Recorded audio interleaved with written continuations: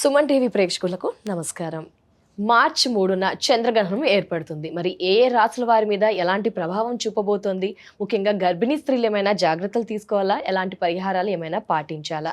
ఈ వివరాలన్నీ కూడా తెలియజేయడానికి ప్రస్తుతం మనతో పాటు ఉన్నారు ప్రముఖ జ్యోతిష్య వాస్తు పండితులు బ్రహ్మశ్రీ నానాజీ పట్నాయక్ గురువు గారు. వారితో మాట్లాడదాం. గురువు గారు నమస్కారం. గురువు గారు శ్రీమాత్రే నమః. మరి 2026లో తొలి చంద్రగ్రహణం గురువు గారు ఎలాంటి రాశుల వారి మీద ఎలాంటి ప్రభావం చూపబోతుంది? ఏమైనా పరిహారాలు పాటించాలంటారా? పట్టు విడుపు సమయాలు ఏమైనా ఉన్నాయా? అవి కూడా ఒకసారి అంటే తెలియజేస్తారు. ఈసారి వచ్చే చంద్రగ్రహణం ఏదైతుందో స్వల్పమేనండి, పెద్ద ఏం కాదు. సాయంత్రం సమయంలో 6:15 ఆ టైంలో వచ్చి 6:45 కల్లా సంథింగ్ చాలా స్వల్పంగా 30 ఉంటుంది. minutes. చాలా తక్కువ సమయం ఉంటుంది, ఎక్కువసేపు లేదు. దానికి స్వల్పంగానే ఉంటుంది. పాక్షిక సంపూర్ణ చంద్రగ్రహణం కాదు ఇది. సంపూర్ణ చంద్రగ్రహణం పాక్షికంగా ఉంటుంది ఇండియాలో.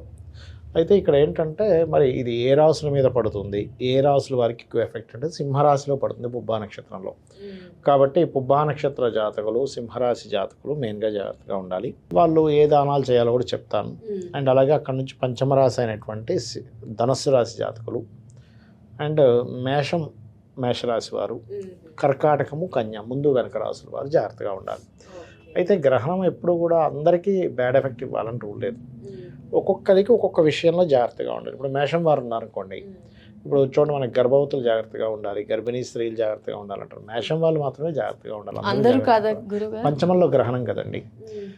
గర్భిణీ స్త్రీలు, అలాగే షేర్ మార్కెట్ చేసే విషయాల్లోని, ఫ్రెండ్స్ విషయాల్లో, ప్రేమ వ్యవహారాల విషయాల్లో జాగ్రత్తగా ఉండాలి. వృషభం వారికి 4వ స్థానంలో పడుతుంది కాబట్టి గ్రహణం, వీళ్ళు పర్టికులర్గా వీళ్ళకి ఏంటంటే ఏదైనా ప్రాపర్టీస్ తీసుకునేటప్పుడు, విద్యా విషయంలోని అనవసరంగా మనస్తాపం చెందడం లాంటివి చేయకూడదు.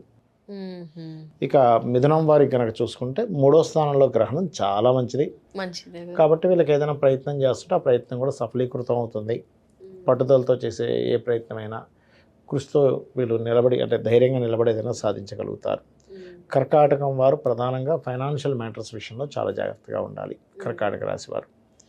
ఇక సింహం వారికి రాశిలోనే పడుతుందని చెప్పుకున్నాము. కొంచెం ఏంటంటే వీళ్ళ కీర్తికి భంగం కలుగుతుంది అనుకునే విషయాల్లో జాగ్రత్తగా ఉండాలి. ఇక ఎన్ని రోజులు ఉంటుంది ప్రభావం? ఎప్పుడైనా గ్రహణం 40 రోజులు ఉంటుందండి దాని ప్రభావం. దానికి దానాది కార్యక్రమాలు చేసుకుంటే ఇబ్బంది ఏమి ఉండదు, స్వల్పమే కాబట్టి పెద్దగా భయపడాల్సిన పని లేదు. ఇక కన్యవారికి ఇన్వెస్ట్మెంట్స్ చేసే విషయంలో చూడండి, గ్రహణ ప్రభావం ఎక్కడ చూపిస్తుంది అంటే వీళ్ళకి 12వ స్థానం కాబట్టి ఖర్చు పెట్టడం, ఇన్వెస్ట్మెంట్ చేసే విషయాల్లో 40 days జాగ్రత్తగా ఉండాలి. తులవారికి ఏకాదశంలో గ్రహణం చాలా మంచిది, డోంట్ వరీ. చంద్రగ్రహణం మళ్ళీ సూర్యగ్రహణం ఎఫెక్ట్ ఉంటుంది తులవారికి. అలాగే చూసుకున్నట్లయితే ఇక్కడ ఏదైతే మనకి వృశ్చికం వారు ఉన్నారో వీళ్ళకి 10వ స్థానంలో గ్రహణం కెరీర్ పరంగా మంచి ఫలితం ఇస్తుంది. ఇక్కడ కెరీర్ విషయంలో ఇబ్బంది ఏమి ఉండదు. ధనస్సు వారు కాస్త తండ్రి గారి ఆరోగ్య విషయంలోని, బ్యాంకింగ్ సెక్టార్లో ఉండేటువంటి వారు బ్యాంక్ ట్రాన్స్ఫర్, ఏదైనా మనీ ట్రాన్స్ఫర్ చేసే విషయంలోని, లాంగ్ జర్నీస్కి వెళ్ళేటువంటి విషయాల పట్ల జాగ్రత్తగా ఉండాలి. ఇక మనకి మకరం వారికి అష్టమంలో గ్రహణం కాబట్టి న్యూట్రల్గా ఉంటుంది. అంటే కొన్ని పూర్వీకుల ఆస్తుల విషయంలో కొంచెం ఇబ్బందులు వస్తాయి. ఇక కుంభం వారు ఏంటంటే పర్టికులర్గా వీళ్ళు వివాహ నిర్ణయాలు, వివాహ జీవిత సంబంధించిన విషయంలో చాలా జాగ్రత్తగా ఉండాలి. మీన రాశి వారికి 6వ స్థానంలో గ్రహణం శత్రు నాశనం అంటూ ఉంటారు, శత్రువుపై జయం ఉంటుంది. అయితే ఈ గ్రహణం అయిపోయిన తర్వాత రోజు దానం ఏమి ఇవ్వాలి అందరూ ఈ రాశి ఎవరెవరు పర్టికులర్గా అంటే సింహము, ధనస్సు, మేషము, కర్కాటకము, కన్యా రాశి వారు దానాలు ఇవ్వాలి. అందరూ ఇవ్వాల్సిన పని లేదు. చిన్న చిన్న ప్రతిమలు ఉంటాయి, ఏదైనా మెటల్ది, రవిచంద్ర ప్రతిమలు, 2 చిన్న నాగపడగలు లాంటివి, బియ్యము, గోధుమలు, ఉలవలు, మినుములు దానంగా ఇవ్వడం, నువ్వులు కూడా ఉంటే దానం ఇవ్వడం. అలాగే మనకి ఇత్తడి గిన్నె చిన్నది తీసుకొని దాంట్లో ఆవు నెయ్యిని పెట్టి దానంగా ఇవ్వాలి. ఈ దానాలు ఇవ్వాలి. ఇస్తే ఏ రోజు ఇవ్వాలి? గ్రహణం అయిపోయినా నెక్స్ట్ డే ఇవ్వచ్చు, ఎలాగో సాయంత్రం అవుతుంది కాబట్టి.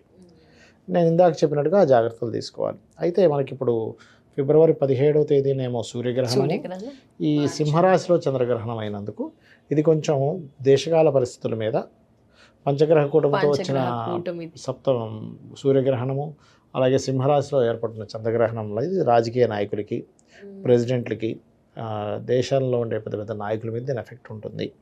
దీనివల్ల విభజనలు జరగవచ్చు, కొంతమంది దిగిపోయే ఛాన్సెస్ ఉంటుంది, కొన్ని ప్రభుత్వాలు మారే ఛాన్సెస్ ఉంటుంది, కొంతమంది మీద కొన్ని బురద జల్లే ప్రయత్నం కూడా చేస్తారు. కొంతమంది రాజకీయ నాయకులు అనారోగ్య సూచనలు కానివ్వండి, అంటే ఏదైనా రాజకీయ రంగాల్లో ఉండేటువంటి వారు, మెడికల్ రంగాల్లో ఉండేటువంటి వారు కొంత జాగ్రత్తగా ఉండవలసినటువంటి స్థితిగతులు ఉన్నాయి. కాకపోతే ఎవరైతే గ్రహణ సమయంలో వాళ్ళ ఇష్టదైవం లేదా వాళ్ళ గురువుల నుంచి మంత్రం తీసుకునేటువంటిది చేసుకుంటే కూడా దాని ఫలితం కూడా 1000 రెట్లు ఉంటుంది. అంటే ఒక్కసారి చదివిన మంత్రం 1000 సార్లు చదివిన ఫలితం వస్తుంది. ఇప్పుడు అప్పుల పాలు ఉన్నారు, అప్పుల పాలు అయిపోయి ఉన్నారు చాలామంది. ఈ సూర్యగ్రహణం కానీ చంద్రగ్రహణ సమయంలో కానీ మీరు కనుక ఓం అపర్ణాయ నమః అని చేస్తున్నారు అనుకోండి, ఖచ్చితంగా వాళ్ళకి అమ్మవారి అనుగ్రహంతో అప్పుల నుంచి బయటపడగలుగుతారు. లేదా ఫైనాన్షియల్ గ్రోత్ రావాలి. ఓం ధర్మాధ్యక్ష ధనాధ్యక్ష ధనధాన్య విపత్తిని నమః, లేదా ఓం సంపత్కరీ సమారూఢ సింధుర వ్రత సేవితాయ నమః. వివాహం అవ్వట్లేదు, అప్పుడు ఏం చేయాలి వాళ్ళు అంటే వాళ్ళు పర్టికులర్గా వివాహ సంబంధించినటువంటి విషయంలో చూసుకున్నట్లయితే, అయితే వివాహం అంటే గుర్తొచ్చింది, కుంభరాశి వారు వివాహ సంబంధించిన విషయాల్లో కొంచెం జాగ్రత్తగా ఉండాలి. చంద్రగ్రహణం కుంభరాశి వారు వివాహ నిర్ణయాలు పార్ట్నర్షిప్స్ విషయంలో. అలాగే వివాహం అవ్వట్లేదు, ఈ గ్రహణ సమయంలో ఓం కామేశబద్ధ మాంగళ్య సూత్ర శోభిత కందరాయ నమః మంత్రం చేసుకోవచ్చు. ఈ రకంగా చేసుకోవచ్చు. ఓకే గురువు గారు, చంద్రగ్రహ కూటమితో కాబట్టి ఈ రాసుల వారు ఈ పరిహారాలు నెక్స్ట్ డే దానాలు చేస్తే కూడా మంచి సరిపోతుంది.